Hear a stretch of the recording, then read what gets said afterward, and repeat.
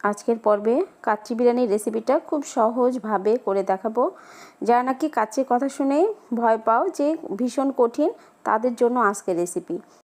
খুব অল্প মশলা দিয়ে যে ভীষণ টেস্টি কাচ্চি বিরিয়ানি তৈরি করা যায়, সেই রেসিপিটাই আজ তৈরি করব ঘরে থাকা উপকরণ দিয়ে। তাহলে চলো ঝটপট করে রেসিপিটা দেখে নিই। এখানে খাসির মাংস নিয়েছি 1 কেজি, ধুয়ে পরিষ্কার করে রেখেছি। আর এখানে দিয়ে দিচ্ছি 2 টেবিল চামচ আদা বাটা, 1 টেবিল চামচ রসুন বাটা, 1 টেবিল চামচ শুকনা মরিচের বাটা, আর দিয়ে দিলাম ধনিয়ার গুঁড়া আর জিরা বাটা দিয়ে দিচ্ছি 1 টেবিল চামচ পরিমাণ।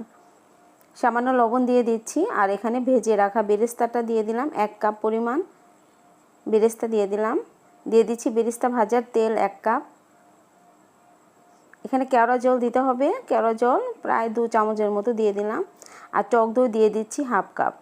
1 কেজি মাংসের জন্য হাফ কাপ টক দই দিয়ে দিলাম। আর দিয়ে দিচ্ছি বাদাম বাটা 2 টেবিল চামচ। এখানে চীনা বাদাম আর কাজু বাদাম বেটে রেখেছি, সেটা দিয়ে দিলাম। এখানে দিয়ে দিচ্ছি গরম মশলার সবগুলো আইটেম আর জয়ত্রী, জয়ফল, শাহি জিরা একসঙ্গে হালকাভাবে ভেজে বেটে রেখেছি, সেটাই দিয়ে দিলাম। গরম মশলার কিন্তু সবগুলো আইটেমই দিতে হবে। সাদা এলাচ, কালো এলাচ, এখানে দারচিনি, গোলমরিচ আর লবঙ্গ সব আইটেম সাথে দিয়েছি। শাহি জিরা, জয়ত্রী, জয়ফল সবগুলো একটু হালকা করে ভেজে বেটে রেখেছিলাম, সেটাই দিয়ে দিলাম 2 টেবিল চামচের মতো। এখন দেখো যে পানি, চালটা ফুটিয়ে নেব। এখানে পর্যাপ্ত পরিমাণ পানি দিয়ে দিয়েছি। ধরো যে হাফ কেজি চালের জন্য আমি 1 কেজি মাংস, হাফ কেজি চাল, তার জন্য এখানে পানি দিয়েছি 2 লিটার। 2 লিটার পানির মধ্যে 2 টেবিল চামচ তেল দিয়ে দিলাম আর 2 টেবিল চামচ লবণ দিয়ে দেখো যে ঘড়ি ধরে 8 মিনিট সিদ্ধ করতে হবে। ফুটন্ত পানির মধ্যে ভেজা চালটা দিয়ে, চালটা আমি ভিজিয়ে রেখেছিলাম 15 মিনিট।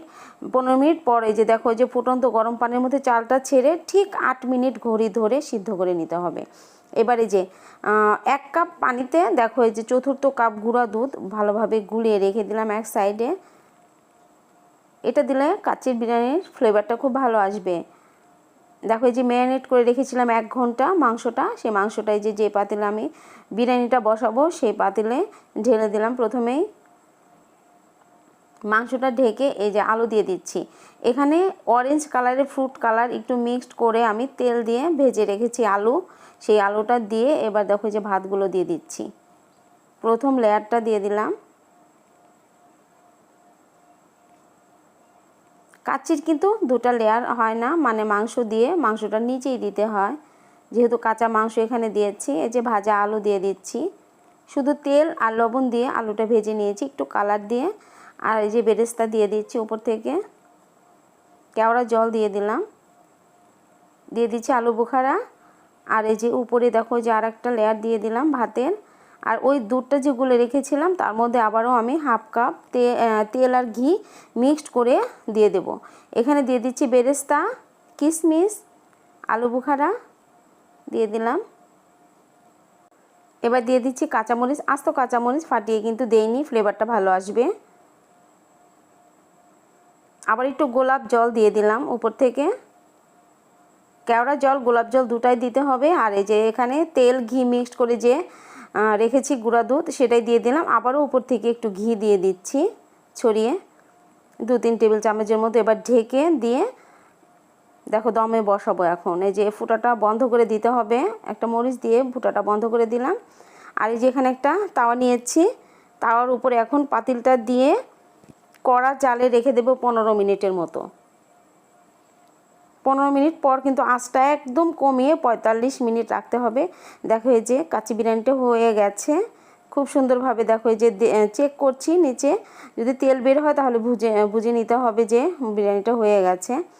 দেখো এই যে হয়ে গেছে। এবার বিরিয়ানিটা তোমাদের বেড়ে দেখাচ্ছি। দেখো একটা চাল কিন্তু ভাঙেনি, নষ্ট হয়নি, কিচ্ছু হয়নি, পোড়াও লাগেনি কিন্তু। এই যে কত সুন্দরভাবে কিন্তু বিরিয়ানিটা রেডি হয়ে গেছে। কাচ্চি মাংসটা একদম সিদ্ধ হয়ে গেছে। খুব সহজ ওয়েতে করে দেখালাম। এই সহজ রেসিপিটা ভালো লাগলে লাইক, কমেন্ট, শেয়ার করতে একদম ভুলো না। আর ইউটিউব চ্যানেল থেকে যারা দেখছো চ্যানেলটাকে সাবস্ক্রাইব করতে একদম ভুলবে না।